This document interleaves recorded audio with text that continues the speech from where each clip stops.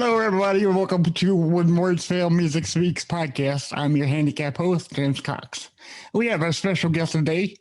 Our guest is award-winning singer-songwriter, performer, and multi-instrumentalist from Shelburne, Ontario, Canada.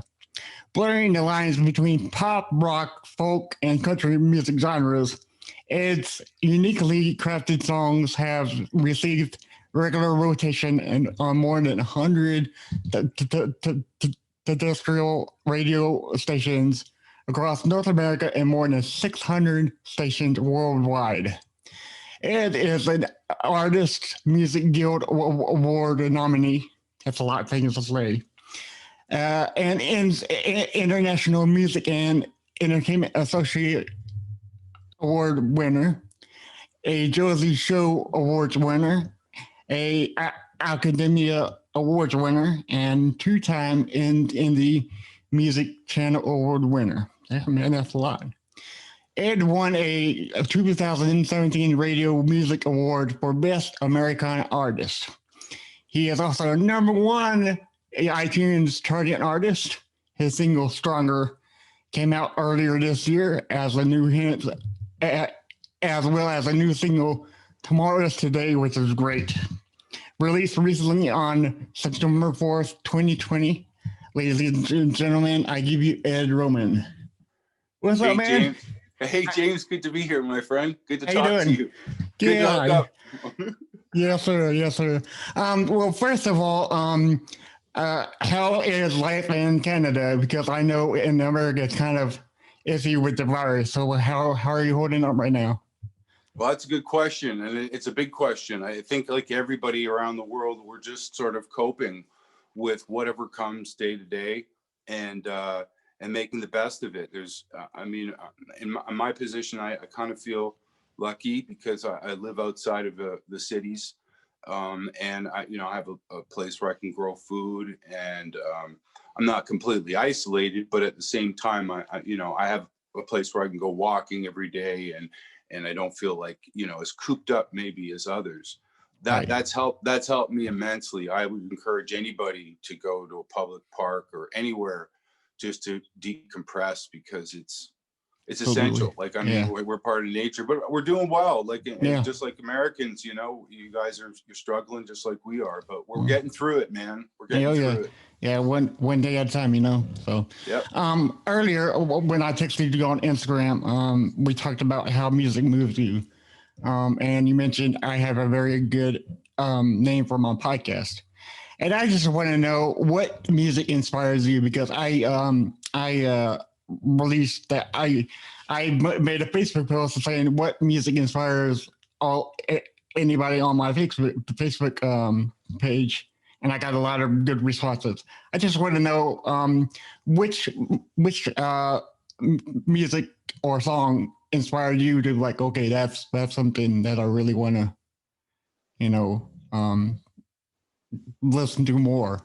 Man, it's a great question, James, because I think I think we could come at that answer in so many different ways, because art is like what you did on your page by posting that question is like a process question, and process is always a big part of it. People like to interact with that, but with that said, aside from the initial spark of being intrigued by the song, the inertia of it, the musical aspect, how it affects you immediately when you hear it, that's sort of like the hook. It's like a hook line sinker, a hook line sinker thing going on. The line, to me, is the lyrical content. What is the message saying, and what shape and form is it taking with that music that's creating that attitude, and a multitude of things that sort of take you down your own journey as to what the lyrics may actually mean. Right. And then the sinker is realizing the potential of what it all is coming together in one form. And with that said, your question, like I said, has a lot of gravity to it, because it's like there's so many times in my life where I've been turned on to different stuff. It's grown on me. I've moved away from it. Doesn't mean I don't like it anymore, but I'm also always being intrigued by new things. And at the same time, I'm also revisiting the past, because as a lyricist, I realized that, you know, you may have written a song 10 or 15 years ago, but the reason that you wrote it is because you're leaving like some sort of emotional time marker, right, to how you're feeling and what's going on. And that's, I think, the beauty of a lot of art is this, you know, Herbie Hancock once said, the definition of an artist is one who has the ability to fuse their life with the rhythm of the times.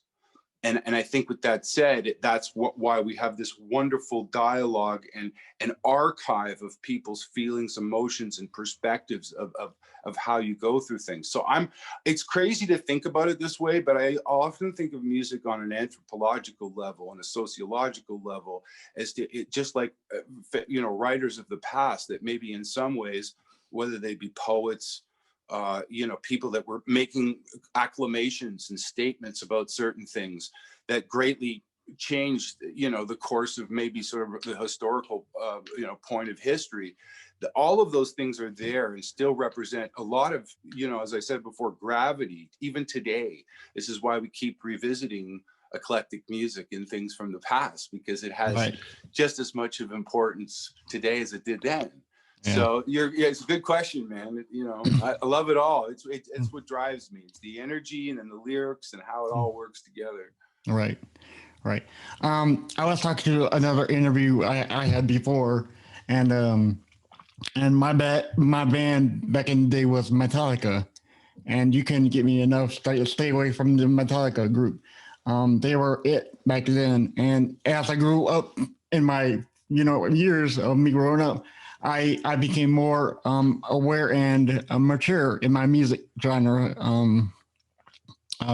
aspect, and I learned to love more music more than just metal.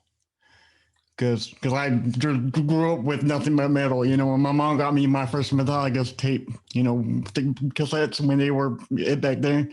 So was there a band that really motivated you to start your music career, or what's the first song you heard that really said, okay, I want to do this. This is going to be my life, you know? Again, James, buddy, that's huge. It's huge. But I have to say about your first day, man, it's highly astute, man, because like music is a part of your evolutionary process as a person. Right. Like you're like, Yeah. it's for you saying that you were into that and then moved on doesn't mean that you don't that you don't like it anymore. No. It's just that you're going through a process, and it doesn't mean that you won't revisit it. So that's right. That's totally true. So that's why I say it is sort of anthropological and sociological. It grows through this change even for yourself personally. But with that said, I was just thinking, scribbling some bands down, thinking that exact same thing. Like, I mean, when I was like 7, I took a taxi ride with my grandmother. She'd go to this place that was like, you know, the plaza that had the bank and the cake shop and the hairdresser and the grocery store. And next to this bank, there was this little photo shop, but the guy also sold records, right? Right. So she gave me like $5. It's a big deal back in 1977. $5. Right, $5 right? was a lot. Yeah. It's a lot, yes, sir. right? Yeah. So I go in and I start perusing it, and from a very young age, everybody was always saying, "Have you ever heard of the Beatles? Hey, have you ever heard of the Beatles? Beatles, John Lennon, yeah. you know." And I'm like, "Oh, okay. So there must be something to this, because anytime I hear anybody talk about music on television, the radio, I hear it." That was my first album, and I remember like almost wearing that record out. Yeah. And it was the first time, even as a young kid, where I really came to sort of the emotional connection to it, where it wasn't just like something that was making me move, but there was tunes on that early album, lyrically and subject matter, that I cried as a kid, because it, like when I heard Yesterday the first time, it still gives me chills today when I hear the opening part of that. Right. And maybe it's because, and this is a really interesting thing to tie into that and the growth of that. Kenny Werner, famous American pianist, he'd written a book, called Effortless Mastery. And part of the book was really philosophical, other than it being technically driven and thinking about technical things and stuff. But as I said, highly philosophical. And one of those things was departing from playing for a period of time, which can be a really healthy thing because it can reinvigorate that exact thing that you have as a kid when you're starting to hear stuff and connect with it in this really prolific, emotional kind of way. And with that said, I go back and remember now that those were those times. The other thing is I had a brother that was 10 years older than me. So like he was feeding me Chuck Berry records, Eddie Cochran stuff. Great stuff, yeah.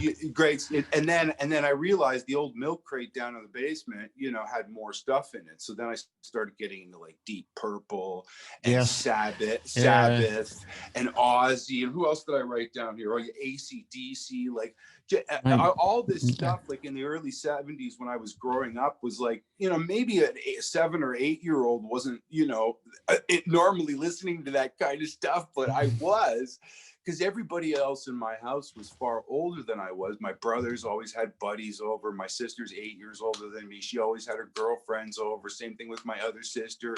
So it was like I was getting turned on to this whole wide spectrum of stuff. Even with my grandparents living with us, it was like Eastern European music, and gypsy stuff. But my grandmother loved like Elvis Presley, Frank Sinatra, the Beatles. She was a huge Beatles fan. I always remember talking about how she loved John Lennon. I mean, dude, right. Yeah. The time I remember coming home like in 1981, was it? Yeah, it was 80 or 81. And I got off the bus and I came into the kitchen and like my dad and my grandmother and I think it was my sister, they were crying in the kitchen, and I immediately thought, oh, somebody died. Yeah. Like in our family. And it was when Lennon was shot. Oh, that was people were so upset. Like, and I remember even watching, like huddled around the TV as my family watching the news reports that evening. So, that was an evolutionary process. When I got a little older, it was like somebody handed me a Jaco Pastorius record, 2 of them, famous American bass player, who like if to the bass playing world was like a cross between, a great composer like Charles Mingus or Duke Ellington intermingled with the prowess and electricity of Jimi Hendrix. An unbelievable human and player and presence, as I said. So that sent me on the world of fusion, jazz. I got an upright bass. I started getting into a lot of upright playing.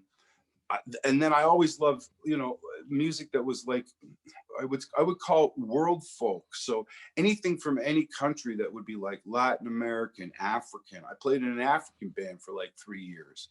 So nice.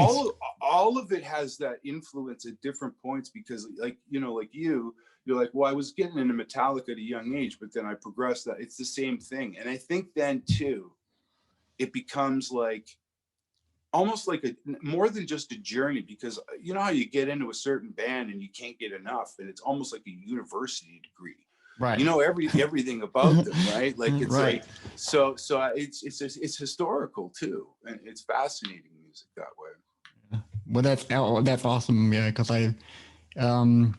there's so many great bands to actually go off on, and your first time it's like, oh my God, this is so great, So you mentioned earlier you were listening to Black Sabbath and Deep Purple. Now there's a vastly argument that which band started heavy metal. I would ask you, since you're more about Deep Purple than I do, because I listened to that one song. Everybody knows "Smoke on the Water," right?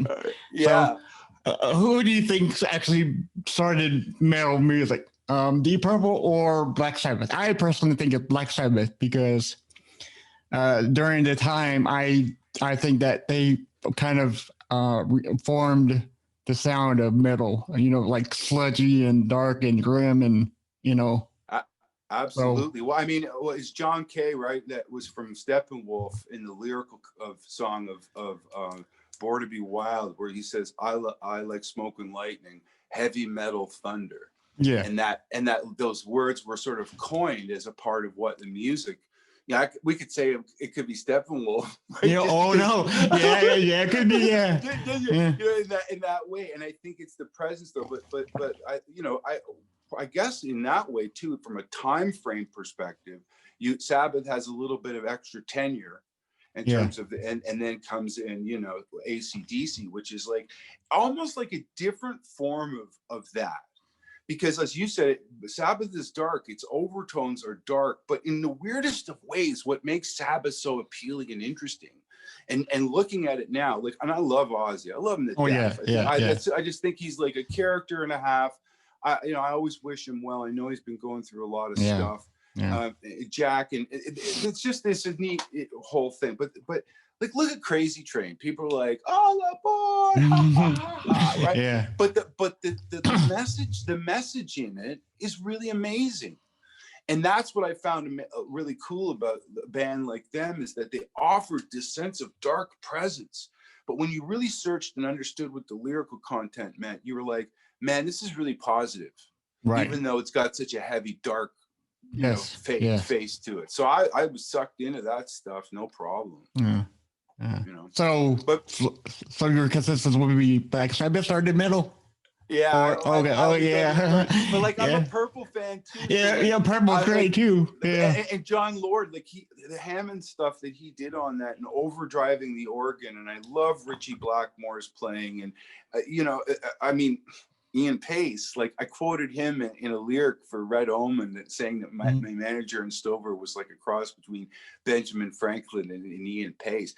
Ian Pace always it was so impressive to me as a rock drummer, because his idea of counterpoint inside of what he was doing on his own and describing it in his playing, he sounds like a straight ahead drummer, but there's a lot of complexity into what he's doing. And the way that he plays is in a very different space that a lot of drummers play in. Like, you know, in terms of beat, functioning like a machine means you're happening perfectly on the beat per minute. But there's so many places before and after that beat where music really sits on a human level. You know, it can vacillate to the lazy side of it, so it feels like you're behind the beat, you know, when you're playing blues and funk and maybe some swamp rock or something like that. And then it sits a little bit forward and stuff like that, and more progressive music, so it's like pushing the tempo in this way where it's sitting above it. And Pace had his own zone somewhere that would slash between those two things, and it really drove the band in an interesting way. It had this laziness to it, but it still pushed. Like, I mean, think of his hi-hat part. You were talking about Smoke on the Water, that it's not so like a machine. Right. It has that jazzy feel to it, to its back and its upstroke that makes you go, wow, this is really its own thing. Yeah. So I got sucked into them too. And you know, they were I mean, they're both great bands, so I mean, they can't, you know, so they're awesome to listen to. Yeah.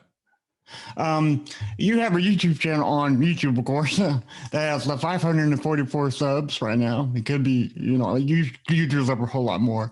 Because when I looked at your YouTube channel, you had a lot of videos that had multi-cameras on it. And I thought that was fantastic, because each cube you had its own little separate instrument that you played on. How did you do that? And first of all, let me say, let me ask you, how did you do that? Did you hear the song first, or like did you record one instrument at a time, listening to the song, or how did that work? Well, it's kind of almost like in the recording process in a studio. Sometimes you're overlaying parts. So I use this app. I'm sure there's going to be even more of them popping up soon. It's through Mixchord, and it's called Acapella. And it allows you to open up, like, I think it's up to 12 windows. And for free, you get 1 minute of recording time, and then monthly, I think it's like $7.99 or something like that, for like up to 10 minutes of recording time per project. So it's like, people call me a multi-instrumentalist. Really, I'm a bass player by trade. Right. Yeah. Well, yeah. And I'm a lyricist, and I play guitar. But I've always gravitated to stringed instruments. But quite honestly, I think we're all drummers at heart. We all have this sort of, you know, feeling of where our rhythm needs to be. Right. And I was the kid, that, had the jam spot. So the drum set was at my place, or whenever I could, I would always be behind a kit because it seemed so meditative to me. And at a point when I got a kit, I used to have it set up at the end of my bed and get out of bed in the morning and just start playing. I always was experimenting, and I found it really humbling and a nice departure. Because, man, when I was going to college, I was basically playing 12 to 14 hours a day, going to school, playing in a multitude of bands, anything that you can think of, it was ongoing, right?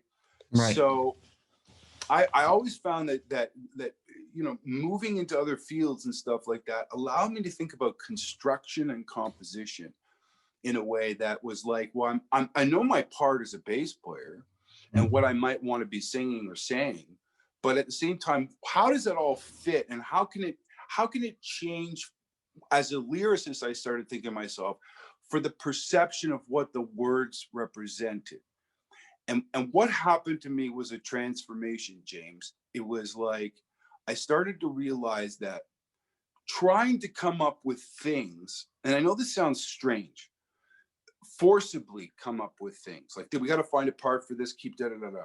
Right. That's part of it. But listening to the initial catalyst in the process, all of a sudden makes that, it's not even a hunt or search anymore. It becomes a requirement of what the idea and the song really is saying. We need this support. Yeah. And as a bass player, I remember listening to records, learning parts and doing whatever, playing in different bands, recording dates, whatever it was, and thinking, well, this is how I need to be supportive. What doing all that does, even focuses it in a completely different way. It also has allowed me to remove myself, my ego, and find a new sense of humility in the idea of recording and working. Like, I love working with people in projects, right. But what I really relish is throwing the ideas at people, not saying too much,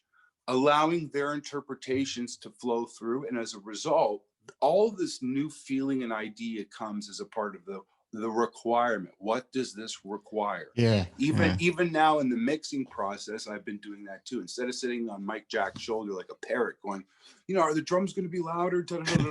I don't need to do that anymore, because I trust him implicitly to know from the beginning of the process to the end of the process that we've been capturing it for that exact same reason that way. Yeah. So that app allows me to open up different windows, play to tell you the truth, a lot of times what I'll do is I'll put the voice and like a guitar or my bass down, whatever I've created the original idea on, and everything else builds around that. Usually the last thing I end up recording is the drum kit, because then I end up having like a full band that I'm listening to and I'm jamming along basically to it. And then you render it and it's ready to post. Right. Yeah. So that's awesome. The way I've been doing it. Yeah. Yeah. Good. Allman Brothers Band. I love the Allman Brothers Band, and watching your YouTube channel, man, I just fell in love with your rendition of Midnight Rider. Thanks, man. It was so smooth, and I had to lean in to hear it, and that's probably the best thing about that song is you took the time to actually, I guess, like whisper the lyrics to make people more drawn into it and kind of, figure it out for themselves. So that was really, really dope. Thanks, and here's another question about your YouTube channel. I saw the video for The Way She Goes, and I instantly fell in love with it too. On that song, it sounded like you had inspiration for Frank Sinatra, because to me, he didn't really actually sing the whole song. He kind of talked through it, and I kind of got that vibe. Was that your meaning, or did I just totally blow it over with overthinking it? James, you're amazing, because that was in like 3 years or more in different interviews. and people talking about that and the work that I've done with that tune. You're the first person that said that, because when I first started recording that tune, Mike Jack said to me, he came out of the control room and he goes, you know what? And his Sinatra comment is not too far off the mark, but it's more like that storyteller approach. And he was like, think of it like you're this older person and you're talking to a bunch of kids. Right. And you're explaining sort of these basic kind of parables to maybe life's mystery or queries. You know, I fell in love with this book a bunch of years ago called The Alchemist by Paulo Coelho. And as this boy is going on his journey, you know, to find the gold, you know, supposedly that this oracle tells him about, you know, it takes him years to do this and travels through the Middle East from northern Spain into Egypt. But you know, what's amazing about the book is they're always filling this boy's head with these little simple quotients of ideas that propel him in his existence and his inertia and his journey. And what's amazing about the book is that, you know, he realizes that there's nothing at the pyramids except some pyramids and some sand. Right. And the gold is actually the journey that he's taken and the people that he's met and the experiences that he's had. So that song was things and ideas that my grandfather had kind of said to me as a young person. And, you know, as a young person, maybe they didn't have all the same impact then as they do when you get a little older, right? Because they need to sink in a little bit, right? Yeah, right. Like you got a thick head when you're little sometimes, right? You think you know it all, but Mike said to me, he goes, you know, like pretend you're like talking it, almost singing it. And I really like that, even with like spoken word, where there's so much information in the idea. I mean, nobody's singing. It's just this story and this flow of words and ideas, some rhythmical, some rhyming schemes, sometimes not. They're left abbreviated in the strangest of ways on purpose to get you, just like you said, to lean in your own mind to think about what the bigger statement is trying to say. Right. So that's really what I appreciate that statement, because we really tried to allow that to happen. Right. Yeah. Right. Yeah. I always thought that if you don't like Frank Sinatra, you don't have any soul, you know. Because he is. No, yeah, Sinatra's great. Yeah, man, I love Frank. As a musician, do you find it easier to work by yourself, recording everything by yourself and by your standards, or do you find it a lot more easier or better to work with other people on album? Man, that's a great question too. The only thing I find frustrating in terms of having more people involved in a situation is timing of everything. Yeah. It can be really hard to solidify everybody's schedule and make it happen.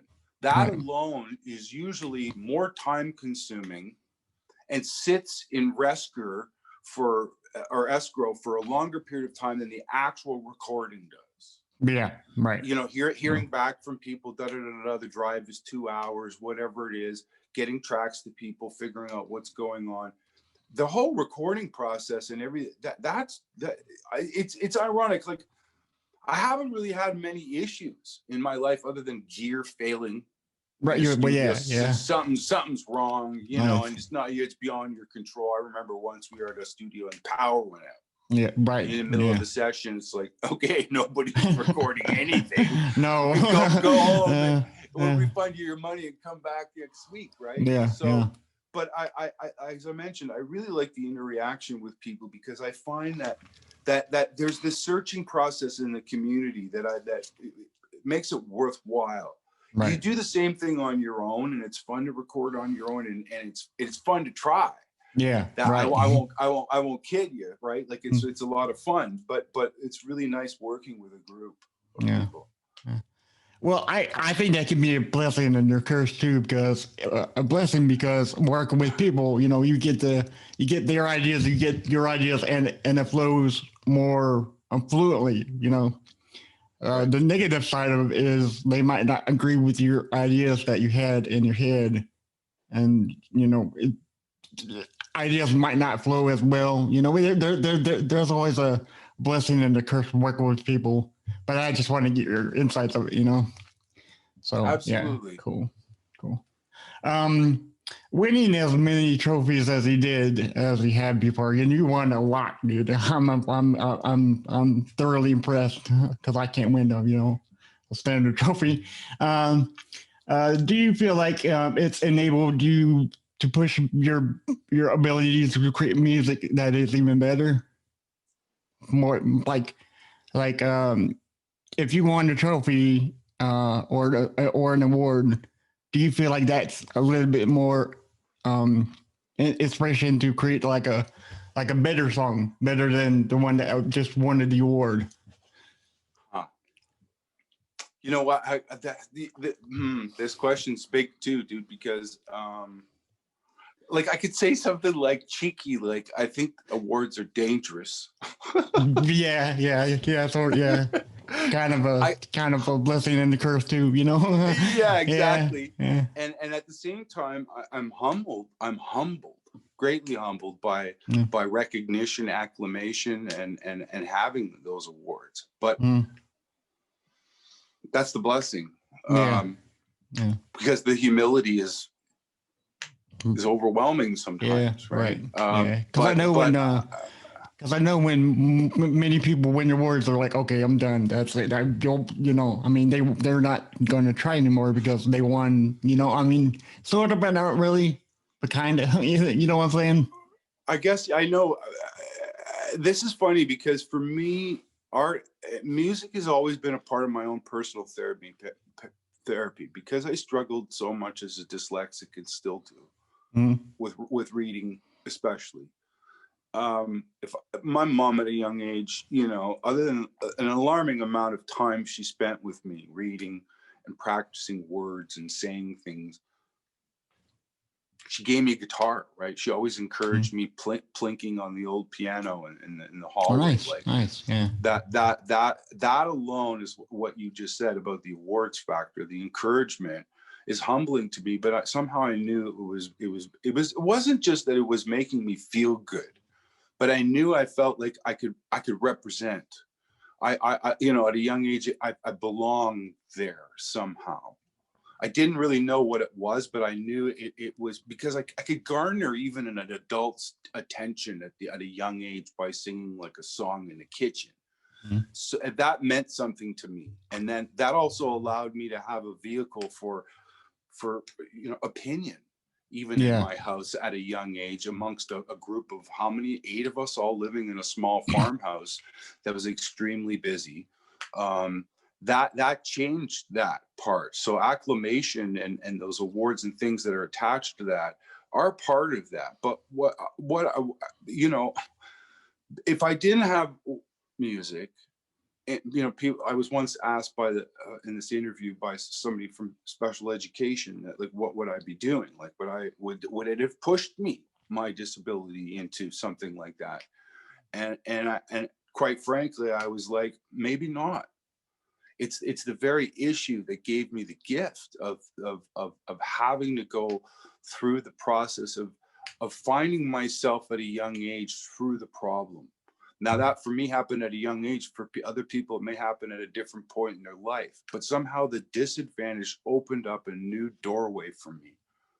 And I followed it wholeheartedly because it gave me tenure amongst my friends. It gave me tenure amongst the people that I worked with at school. I knew I could accelerate it in that class and theater, because I also worked really hard in theater. I got a scholarship. I went to college to study it. All of those things empowered me in a way, just like awards do. But to tell you the truth, I have to do it. Even I have books, man, like this. They're filled with stuff that are not even songs, that nobody's heard. They're haven't even been organized. They're words. They're ideas. I've always had to somehow express myself that way. And through the process of looking at it, forcing myself to look at it, even if it's really dark, that picking up an instrument, you know, when words fail music, starts to integrate all of it in this way that starts to show itself.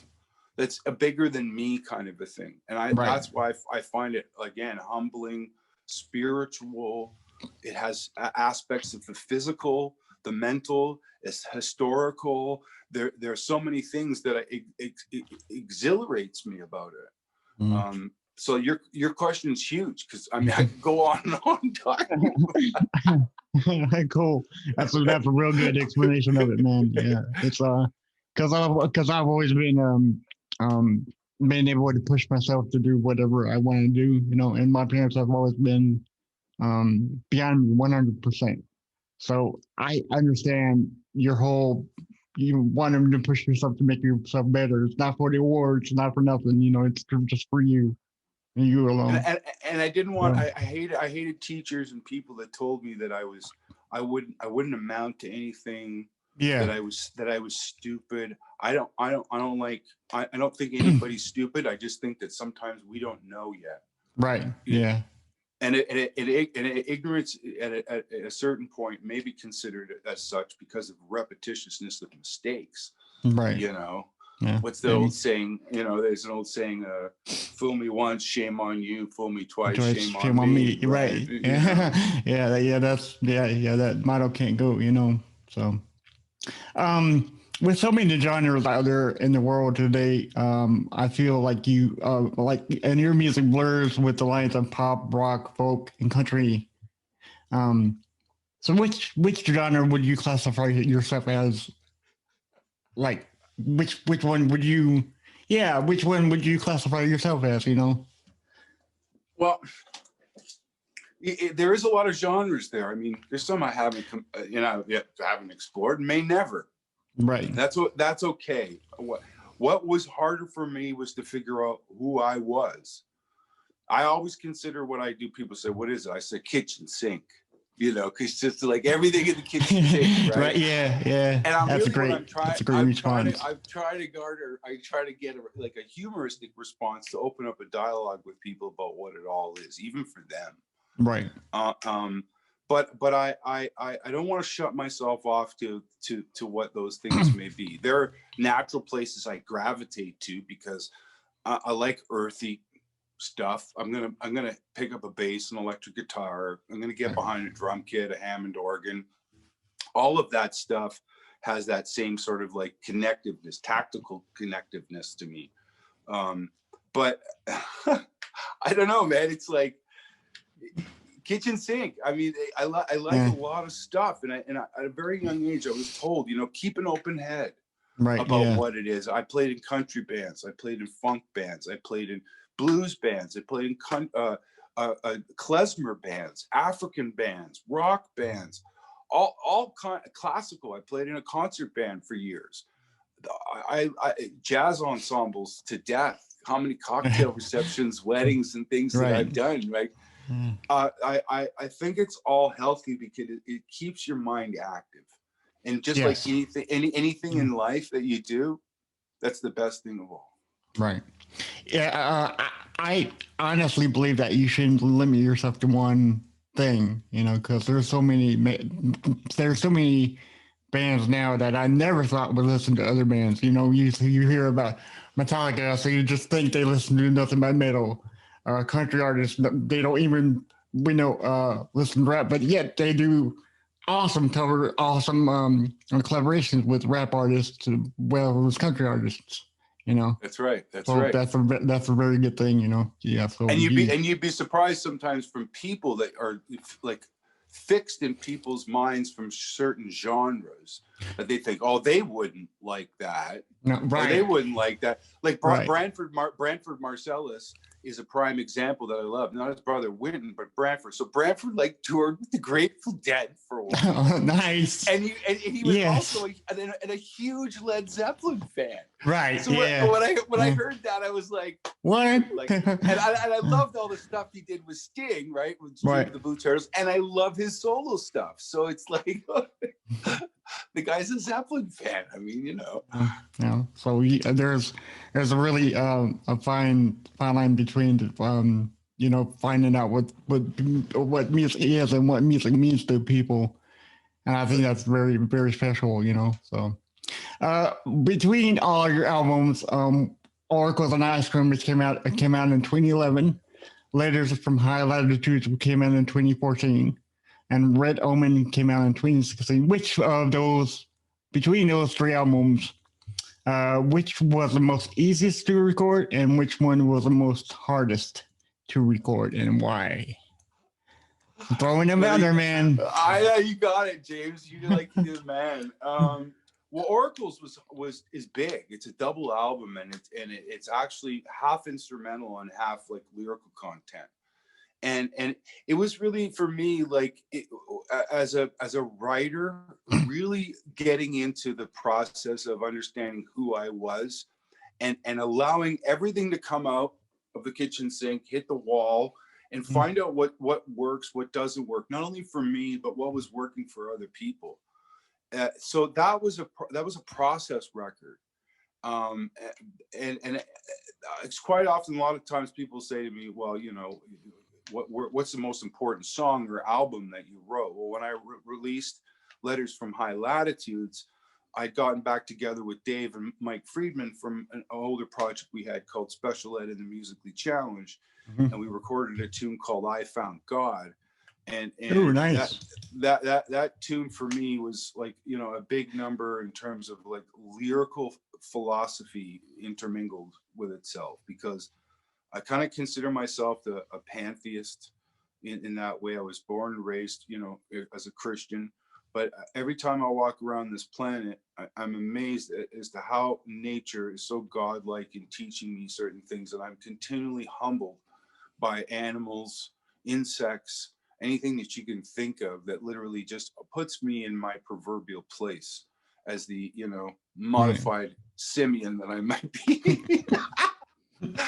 So that album was a little harder because it was really funneling all of those feelings and ideas that I really wanted to, like people say, well, you're labeling yourself as a certain kind of writer or what you're doing. It wasn't necessarily that, but it was more honing those ideas. And I actually, you know, there's like 10 tunes that didn't make it to that record because I didn't felt it was part of the grouping that worked in itself. Right. Then Red Omen was a whole other process of working with two other musicians, Anthony Cook and Chris Taggart, on a lot of the tunes. We had a lot of fun and went on the road and down in Texas, you know, south by Southwest in Austin, and it was a longer process, that album, and not only was it a longer process, and it's just getting together, because again, organizing schedules, making things happen, rehearsals, recording dates, all of that. The process of the album unfolding has been the longest process of 3 years, where some of the videos have gotten attention for an extended period of time. And with the title track of that Red Omen album, since May of 2019, when we released it in New York City, it's gotten so much attention worldwide and brought in so much attention to the whole Dyslexic Society in Canada, and raised over $40,000 for facilitating programs for children that struggle with dyslexia. Right. That song alone has had 3 or 4 years of tenure, in terms of it not only being used, played, and enjoyed, but it now being the figurehead and vanguard for bringing the idea of what dyslexia is to North America. Right. So I that for me is, even though the process has been long, it's been really vindicating and enjoyable, and I feel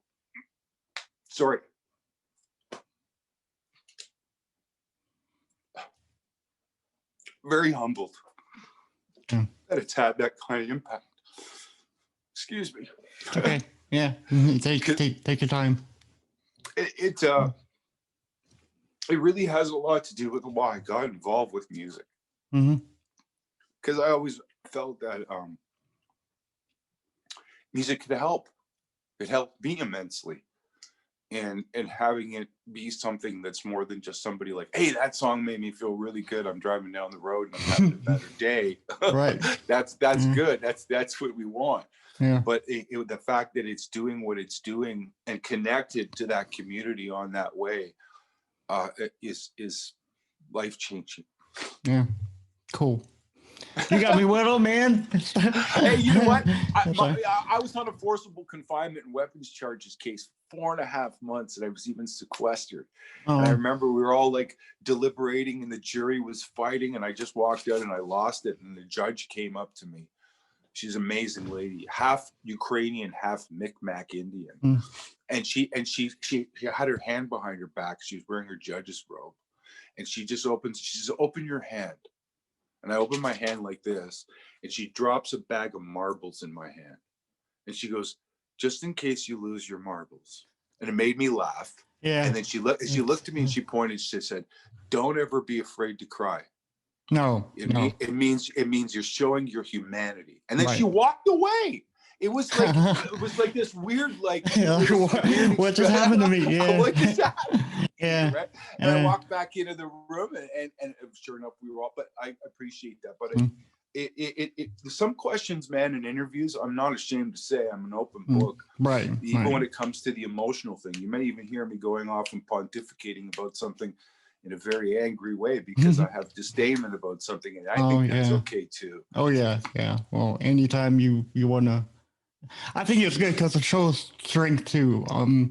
A lot of people will think you're crying is weak, but no, it's like a lot of strength, you know, because you care, because you're very passionate about whatever subject you're talking about, and you really want to express it, you know.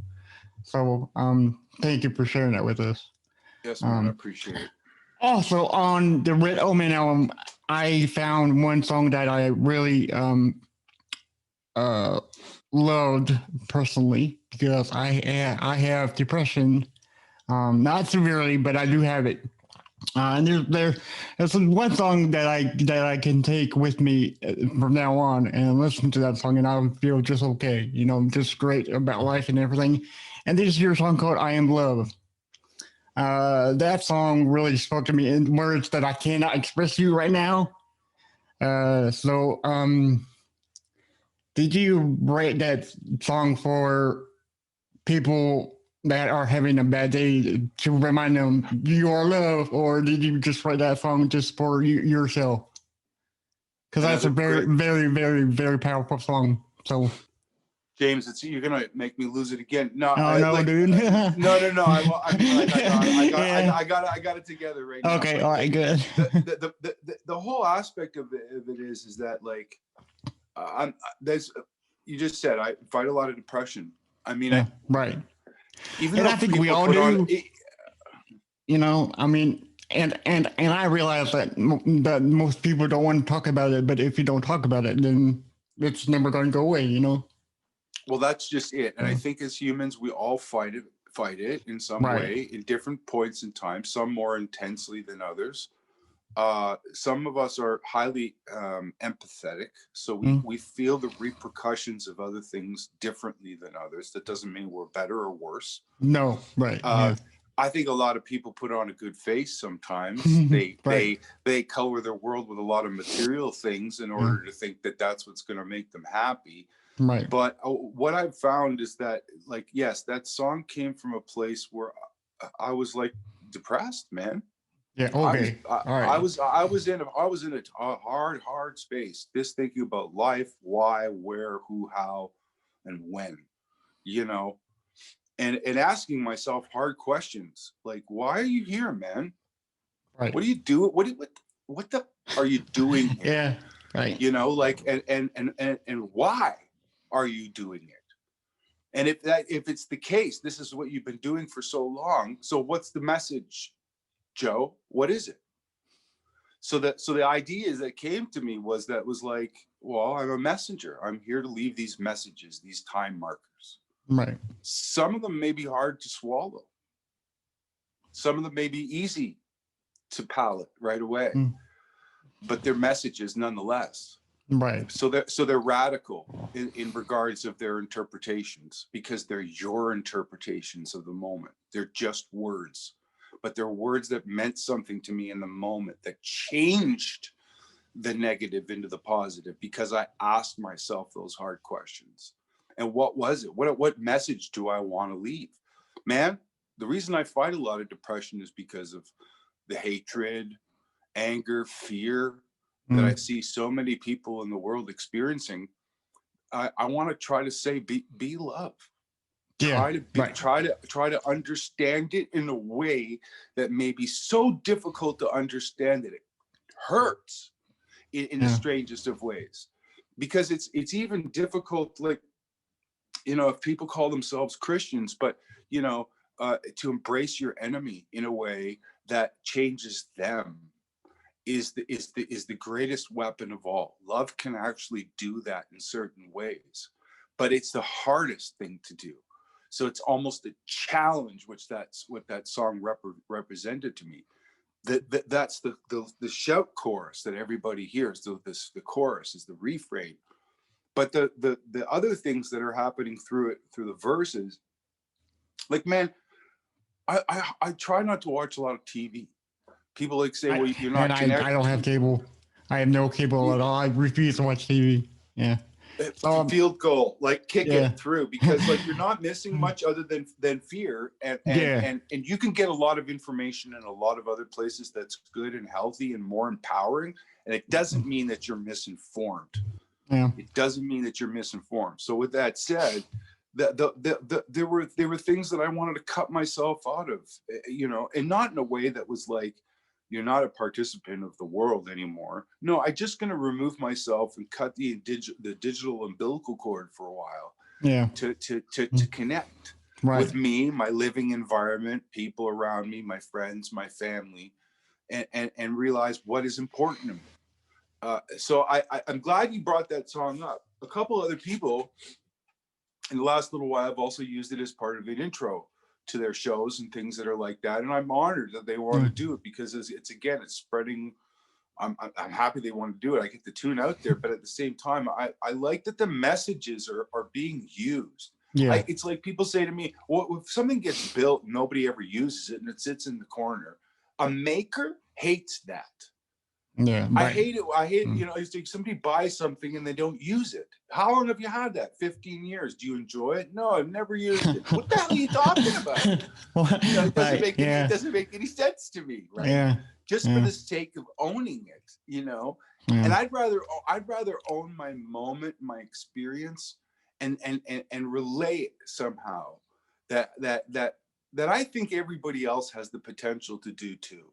To share it in conversation, even simply at a grocery store with somebody that's looking for peanuts and can't find them, or a nice conversation with somebody that sold you a pair of shoes.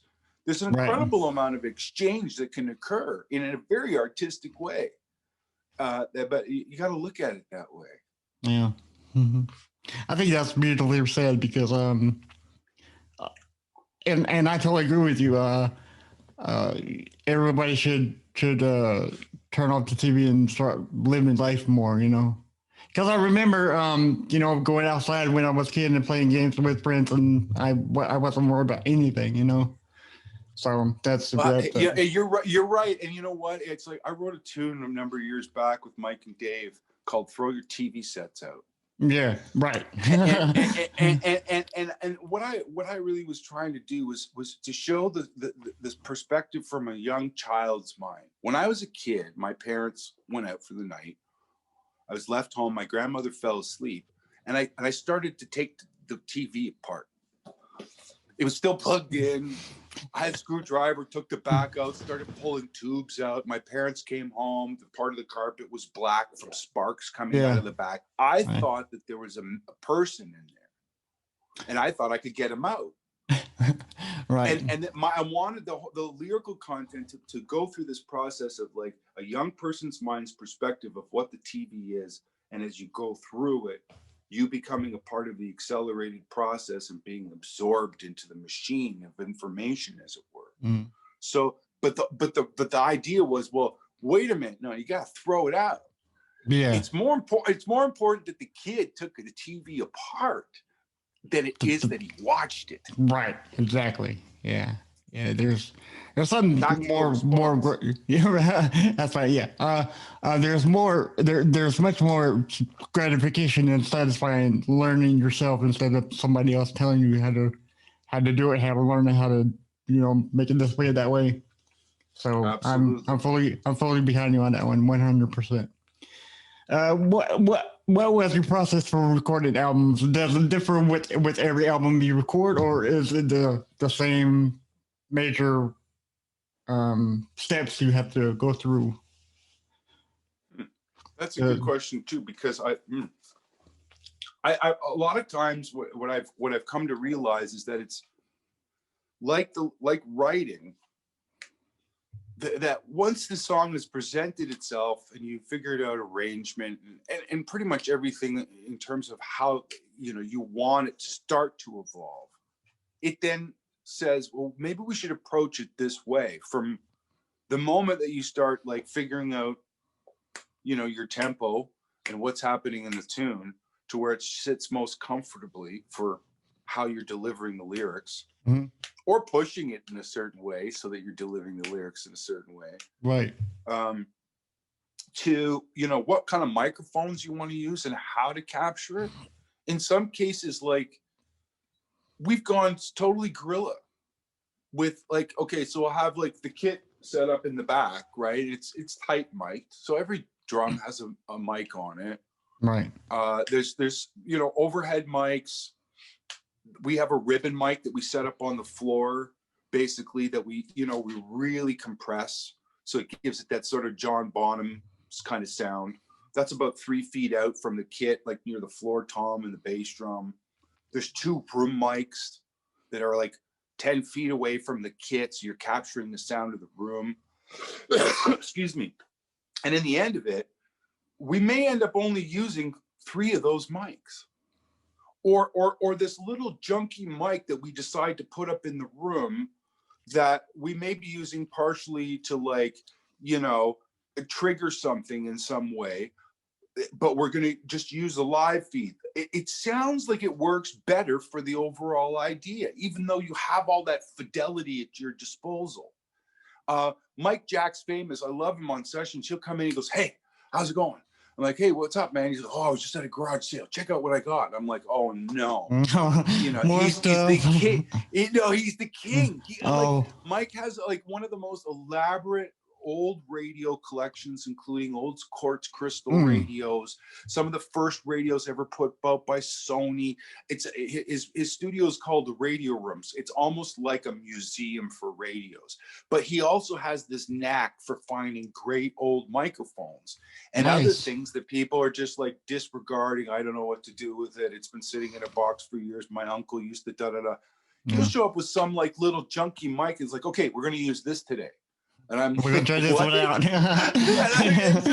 It's like, what are we gonna do? I don't know. We'll figure it out. We'll use it on something. And sure enough, we'll capture a guitar with it, or like, mic and amp with it, just because it's there and we want to experiment with it. Again, tactically, sometimes it'd be like, nah. But see, forget it. Just set up the other mic and let's get on, right. It all happens as part of the process. But have you ever found some microphones that are truly amazing, and you like, where was this all my life, or something, or did all Well, that's the thing. I think it's user experience. I've used Neumann's, AKGs, all sorts of high end, microphones. But then I've got a couple mics that they're like $400 mics. That's a lot of money, maybe, to some people when it comes to a microphone. But when you're looking at some other price tags for microphones that are like $6,000 to $10,000 for just components, the way they were built, the chassis, we're talking about gold soldering, the cardioid actual envelope is, they're exquisitely built. They are Cadillacs of microphones. But when you A and B some of those microphones against the 475, you'd be like, I don't know. I guess it is, but at the same time, it's capturing the performance. So I think it's the information that matters the most, and capturing it is not secondary, but it is a part of that process of what the information means and needs. Right. Yeah. I have 2 more questions for you. I didn't expect this to happen, but I just thought of a question right up. No, that's fine. That's fine. You mentioned John Bonham, and John Bonham's like I think is the greatest drummer on earth. But Neil Peart passed away like last year or about a few months ago. I'm not really sure. So Lars Ulrich from Metallica said that John Bonham is the supreme drummer. In your opinion, do you believe that's correct, or do you think that Neil Peart is a notch above him, or do you have any other drummer that you want to share with us? Yo, Buddy Rich was a hero to most. Yo, Buddy Rich was a hero. Yeah. This is the interesting thing about prowess amongst the listening community, is that it's defined inside of the genre of popularity and graded as such. Mm. And you so eloquently put it out there at the beginning of the conversation that, you know, I've changed, I've evolved, but I still love. Right. And Yes. with that said, some people relinquish maybe another learning experience or listening experience and stay in a certain area and genre and era of music because it's comfortable, and that's fine. I love that about people. I love nostalgia, and I love people's enthusiasm. There's nothing wrong with it, but I think it can be dangerous to grade people based on those standards, because John Bonham to me is like the quintessential drummer for Zeppelin. Right. There's nobody, because he was a part of what made Zeppelin, just like Page and Plant and John Paul Jones, just as important as any of the other people. You know, when he was gone, it was hard to replicate. Yeah. Just like with Keith Moon and Kenny entering the band, it was a whole other thing, right? Pert's the same thing, but as a young Canadian man, and Pert being from St. Catharines, and Geddy growing up in Toronto, and Neil growing up, or Alex growing up in Toronto, they were like heroes to young musicians, especially young progressive rock musicians, that not only did they make it as a young group of musicians, but they offered a lot of like an incredible amount of diversity. And people say, well, they're the classic, you know, prog rock band. Yes, in that definition. But when you think about Pert's lyrical writing and talking about Pert passing, he left a really unbelievable time marker of information and philosophy that made people change the way they thought about words and ideas and language, because he himself was so inspired. I'm not going to rate Pert higher than Bonham, but Pert affected me differently, because as a words person, I was so enamored with the lyrics that they were writing. I was like, you know, who uses a word like that in rock music? Like it almost allowed there to be this doorway and license to say you can have this potential.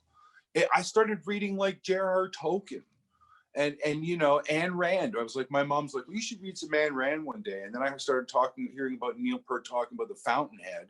And I'm like, hey mom, I heard that you have some Ayn Rand around the house. And do you have the Fountainhead? No, we have Atlas Shrugged though. You know, like it was him that changed that. So for me, he impacted me different. But I think they both have such importance with what they did and who they were. You can't replace them. You can't replace either one of them. Right. I 100% agree with you again on this one, because I'm like, how can you compare the two? Because I'm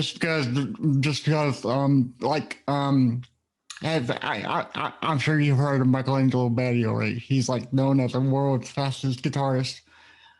Just because you can play fast doesn't mean you're good as somebody else. Because I think that Joe Satriani is equally talented.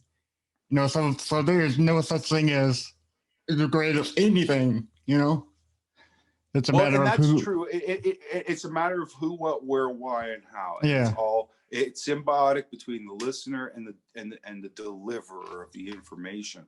It's funny you say that, because it conjured this thought. Chet Atkins, famous guitar player, was once asked. He's like in between sets, and you know, he was playing, and his band comes up, and he starts talking to Chet. And he's like, "Oh, Chet, you know, I just love your sound." and you know, like that guitar, it's unbelievable. Like, you know, what kind of strings are those, and are those like got to be the best pickups around, and what kind of wood is that, and da da da da da. And he was just going on and on about the guitar, right? And then Chet just sort of standing there with his arms crossed like this, and he just says, "Oh yeah," he says, "How does it sound now?" In other words, it's in between set. He's not playing. The guy's raving about the guitar, but it's Chet that makes the guitar sound like that and makes it sound like Chet. Right. So without the tool, the procurer of information cannot allow it to come through, and the individuality and the personality of that is a developing thing that once found is still in a state of development, but it's one of the hardest things, because as a player, you were mentioning Bonham and Pert, people are like, well, I want to play like Bonham, I want to play like Pert. Well, yeah, of course, who wouldn't want to play like that? And being able to play some of the stuff that they do is a great education in being able to do something on a drum kit. Right. So there's so much going on in the musical experience, man. We go on for days. That's good, because I got time right now. Okay, so our last question for you is, a lot of people experiment with different types of stuff, like you were mentioning what kind of wood, what kind of strings, and blah blah blah. You know, what music instruments products do you endorse, and why do you chose them above other like products? I endorse Dean Markley. Dean Markley's been around forever. I mean, you used to buy a Martin, you know, D18 or something like that, and they would come with Martin strings or Dean Markley strings. I know Ernie Ball for the longest time was the main manufacturer in the United States for tons of companies. Dario, there were so many people that were manufacturing. But I always found that Dean Markley was, like, so reliable. I was a roto sound guy. I was using Funkmaster strings, and that was like, I was also gravitating to, as a young player, well, what strings do they use? Because I want to sound like them more. Right? Yeah. Right. And modify your instruments so that they do that, and that's cool. That's all part of the search. Yeah. It's not totally who you are yet, but so Dean Markley has been one of those things. I love their cryogenic packed bass strings. They put them in gas line antifreeze at first, and then package them, and it condenses the wire. They have a lot of longevity. They last a long time. I boil strings. Yeah. If a string goes flat on me, like they're dead, take them, wind them up again, get an old pot, boil them on the stove for about a half an hour, gets all the dirt and grime, metal expands again in the heating process, and when they come out clean and the metal contracts again, they almost sound brand new. So I've been looking for an Ampeg endorsement for a little while, so if Ampeg's listening, I'm still looking for my endorsement. I love Ampeg. I love Ampeg amplifiers. Yeah, but everybody listening, just remember it's about you and what you like, you know, because like we said before, you make the instrument talk. It doesn't talk on its own, you know, and you know. Yeah, and the other thing is too, I have also found, like, sometimes like right now my Strat, I've got 13s. Ooh. On the high E. 13s, right? People are like, 13. Yeah. Well, the reason I did it was to push myself and my hands in a different way. I had heard that Stevie Ray Vaughan had used 13s years ago. I never changed my strings. I'd use like an 11. You know, you get a guitar, it's usually sold a 9 or 10 on the high E. And it allows the younger finger or the younger player to have a little bit more, you know, it's not going to destroy my fingers before dinner, you know, kind of thing, or after dinner. Right. So, but when I started thinking to myself, man, he's playing tunes like Lenny and things like that with these huge, like, major 7 chords with 13s. Like, how strong were the guy's hands? Yeah. So for about the last 6 months, I've had 13s on that. And at first it was really weird, but now I pick it up and I'm like, I love it. Yeah, you're right. I love it. I want, you know. But then when we were recording on the last album, Mike Jack brought in 2 Telecasters that were his that we wanted to use, and they had 11s on it. And then all of a sudden I was like, oh, but man, this is like so effortless to pull and push notes around. you know, I could see why somebody would want a lighter gauge on a telly like that for doing guitar licks and stuff, right? Because you can pull double notes and stuff, right? Right. But yeah, you're right. It's what makes you most comfortable, right? A lot of the time, right? Yeah, because I'm to right. Yeah, because everybody wants to sound like somebody, and I don't think they have the ability to do that because you're cheating yourself out of what you can do with the instrument, you know. So yeah. Right. Yeah. Well, and I think it's like you hear historical people, you know, talk. Like I was listening to Randy Bachman, you know, from Bachman Turner and Overdrive, and the Guess Who talk about some early writing experiences, and remembering that, like, when he wrote "Taking Care of Business" or like "Blue Collar," he was like listening to Beatles records. He was so heavily influenced by the Beatles, it wasn't even funny. And when he wrote "Blue Collar," he wanted it to sound like Paperback Writer. Even his description, he was like, blue collar worker, blue collar worker. And I was like, Randy, what were you thinking, right? And now you hear blue collar. It's like this jazzy, you know, funky kind of thing. Right. Yeah, right. Yeah. So again, influences are so important, but again, defining yourself sometimes takes time. I didn't learn it the hard way, but it took a while. It's really only in the last 15 years that I feel like I've defined kind of what my sound is and what it isn't. Some people ask me, like, what is it? I said to you earlier, it's the kitchen sink. Some people ask me about what my method is. You've asked me the process. To tell you the truth, there's no method to my method other than not having a method. Right. In that regard, it allows the doorway to always be open for what the experience can offer you, not what you can offer the experience. Right. Because that's you're always going to be there. You're the one in the experience, having the experience as the experiencer, right? So again, you know, music is so subjective. So defining anything as somebody's better than something else, it's really hard to do. It is, yeah. Well, that's all the questions I have for you, man. This was a fantastic interview, and I really appreciate you coming on, and you were a blast to talk with. You know, I feel like we can talk for another 2.5 hours, you know. Yeah. So I really do hope that you come back and, you know, talk with us later on. Here's another question for you. Do you have any, because I know you just released a single called "Tomorrow Is Today." Is that all for your? Is that a hint of an upcoming album you have for us?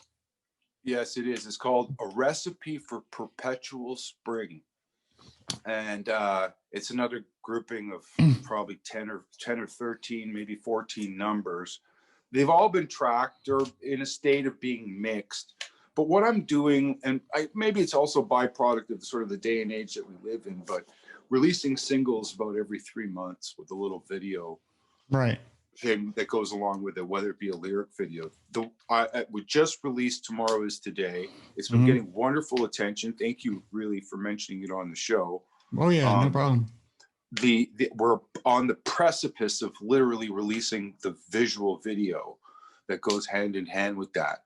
Right. So it's, as I said, it's a part of a recipe for perpetual spring. And in the spring of 2021, I'm planning on cutting a vinyl record and having all those on the vinyl album, because it'll be there in the digital, you know, machine for everybody to connect to. But I think we're sort of making this interesting transition back to that world again. And what I like about it is that there's so many things between how you feel as an artist, making something and then having it actually be a commodity that transgresses into the idea that somebody then can hold it tangibly in their hand, and that they're physically in possession of something that makes it feel like I'm holding and touching something other than just in my phone. Right. People are really starting to dig that again. Yeah, and that's why I want to release a vinyl album. So when it's ready, I'll send you one, bro. Good. Thank you very much, because I love vinyl records. And yes, you're right. It is coming back into major, stronger presence. Because like you said, I do everything on Apple Music, and I kind of miss that feeling of touching the record and just have a physical copy over there. I must have like about 100 records right now, so your record will be in it, and I will love to listen to it. So if the whole record sounds like Tomorrow's Today, man, I'm instantly gonna love it. So it's thank you all very over much. the place. So you're very welcome. My pleasure. My pleasure. Yeah, it's cool. It's cool. Okay, well, yeah, well, thank you once again, and I hope to have you back later on. Yeah, James, for sure. Stay in touch, man. It's been great Yes, talking sir. to you, brother. It's been awesome talking to you. Yes, sir. All right, thank you. Thank you. All right, bye. Bye, bud.